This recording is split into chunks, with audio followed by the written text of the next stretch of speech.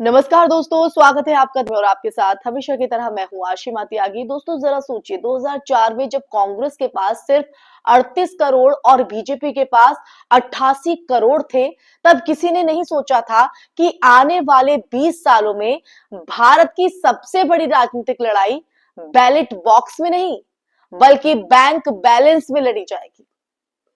क्योंकि राजनीति का असली खेल अब वोटों से कम और पैसे की ताकत से ज्यादा तय होने लगा है।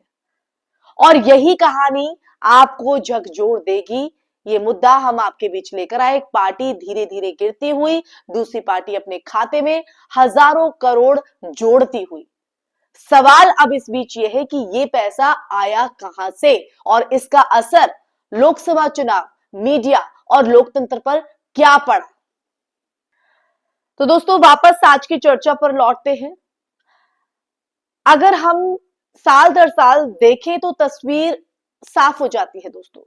2004 कांग्रेस 38 करोड़, बीजेपी 88 करोड़ और दोनों ही पार्टियां लगभग अगर देखा जाए तो एक ही फ्रेम में थी। 2009 पर आते हैं, कांग्रेस सत्ता में थी, पैसा बढ़ा 221 करोड़, बीजेपी भी 150 करोड़ पर थी, यानी फासला बड़ा नहीं था। 2014 कांग्रेस का जो खाता है वो लगभग 390 करोड़ पर, जबकि बीजेपी की बात करें तो 295 करोड़ पर, यानी 2014 चुनाव से ठीक पहले बीजेपी कांग्रेस से नीचे थी। लेकिन इस सब के बाद, इसके बाद जो कहानी है वो पूरी तरह बदल गई, पूरी तरह तब्दील हो गई। वो कैसे? 2019, जी हां 2019। अभी कहानी कैसे बदली, 2019 का मैं जिक्र क्यों कर रही हूं? दरअसल 2019 आते आते कांग्रेस का जो बैंक बैलेंस है वो गिरकर 315 करोड़ रह गया, जबकि बीजेपी का बैंक बैलेंस आसमान छूकर 3562 करोड़, जी हां ये आंकड़ा सामने आया, यानी बीजेपी कांग्रेस से 11 गुना ज्यादा अमीर हो चुकी थी।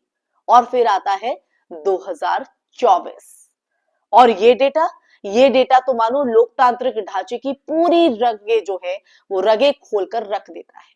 आईएनसी 133 करोड़, बीजेपी 10,107 करोड़, जी हां 10,000 करोड़ से ज्यादा।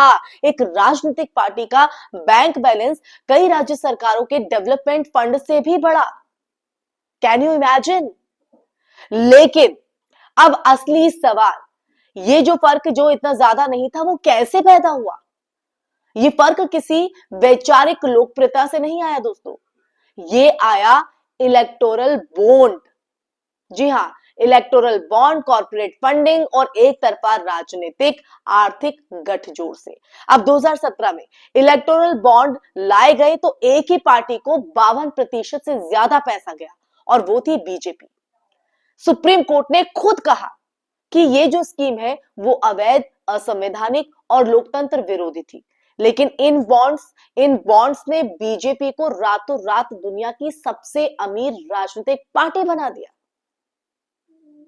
अब दूसरी तरफ आइए, दूसरी तरफ कांग्रेस की बात करें तो कांग्रेस का बैलेंस लगातार गिरता गया, क्योंकि कॉर्पोरेट्स ने साफ संकेत दिया था कि सत्ता जहां है फंडिंग वहीं जाएगी, यानी यहां भी फायदा बीजेपी को। लेकिन इस कहानी में एक और परत है, पैसे का असर। पैसा तय करता है दोस्तों, पैसा तय करता है कि कौन सा नेता टीवी पर कितनी बार दिखेगा, कौन सी रैली कितनी बड़ी होगी, कौन सा नैरेटिव ट्विटर पर चलेगा और कौन से चुनावी वादे हेलीकॉप्टर जेट यात्राओं के साथ पैक होकर जनता तक पहुंचेंगे। जब एक पार्टी के पास दूसरे की तुलना में 76 गुना ज्यादा पैसा हो तो लोकतंत्र का जो खेल है वो बराबरी का तो बिल्कुल नहीं रह जाता। विपक्ष सिर्फ विचारों से नहीं जीत सकता, उसे संसाधन भी चाहिए। लेकिन जब संसाधन एक तरफा हो तो जनता के पास विकल्प बचते भी हैं या नहीं, आप ही बताइए। और देखिए विडंबना, विडंबना 2014 में बीजेपी कांग्रेस से आर्थिक रूप से पीछे थी और आज आप देखिए कांग्रेस उससे 100 गुना छोटी पार्टी की तरह दिखती है। कैसे? इससे बड़ा राजनीतिक असंतुलन भारत ने कभी नहीं देखा और यही विडंबना है दोस्तों। ये सिर्फ दो पार्टियों का हिसाब किताब नहीं है, ये लोकतंत्र की सेहत का एक्सरे है। तो अब सवाल सिर्फ इतना नहीं कि बीजेपी अमीर क्यों हुई, असली सवाल है कि क्या राजनीति में पैसे की ये जो खाई है वो फोटो जो है वोटों की खाई भी जो है वो बन जाएगी। क्या कोई भी विपक्ष क्या कोई भी विपक्ष ऐसी असमान आर्थिक लड़ाई में टिक पाएगा क्या? और अगर एक पार्टी संसाधन के दम पर पूरे सिस्टम को ओवरशेडो कर दे तो लोकतंत्र बचता है या सिर्फ उसका खोल? ये सवाल मैं आप लोगों पर छोड़ती हूँ। और आज की चर्चा के अंत में अजय माकन द्वारा जारी किए गए आंकड़े सिर्फ फाइनेंशियल डेटा नहीं है जो आप अपनी स्क्रीन पर देख रहे हैं, लोकतंत्र की गिरती बराबरी का चार्ट है दोस्तों। और अगर इस ट्रेंड पर सवाल नहीं उठे ना, इस पर सवाल नहीं उठे तो अगली बार चुनाव आयोग की रिपोर्ट और भी चौंकाने वाली होगी, क्योंकि राजनीति धीरे धीरे जनता की नहीं पूंजी की मिल्कियत बन रही है। तो आप क्या चाहते हैं, सवाल पूछना या फिर ऐसे ही पूंजीपतियों के हाथ में ये पूरी मिल्कियत जो है सौंप देना? तो ये सवाल आप किसी और से नहीं खुद से पूछिए, अपनी अंतर आत्मा से पूछिए। तो देश हित में आपको आवाज को उठाना है या दबाना है, ये आपको तय करना होगा। इसी के साथ इस चर्चा में फिलहाल के लिए बस इतना ही दोस्तों। ये चर्चा आपको कैसी लगी, ये सच जानकर आपके मन में क्या जो विचार है वो कमेंट बॉक्स में कमेंट करके जरूर बताइएगा। फिर हाजिर होंगे ऐसे ही मुद्दे के साथ, तब तक के लिए अपना ख्याल रखिए। जय हिंद, जय भारत, नमस्कार।